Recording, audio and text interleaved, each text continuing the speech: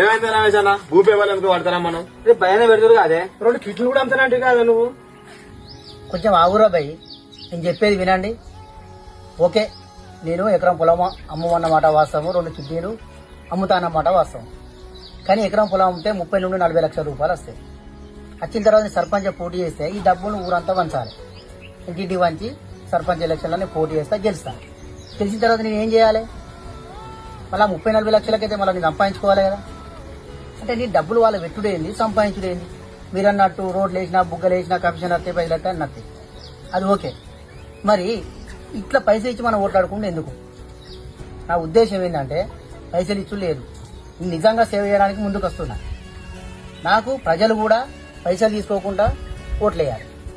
ఓట్లు వేసినప్పుడు స్వచ్ఛందంగా సేవ చేయడానికి సిద్ధంగా ఉన్నా, అప్పుడే నిజమైన గ్రామ స్వరాజ్యం వస్తానే నా ఆలోచన. దానికి మీరేమంటారు చెప్పారు. అందుకే మిమ్మల్ని ఈ రోజు ఇక్కడ రమ్మన్నా. ఇంతకు ముందు ఒక లెక్క, ఇప్పటి నుంచి ఒక లెక్క.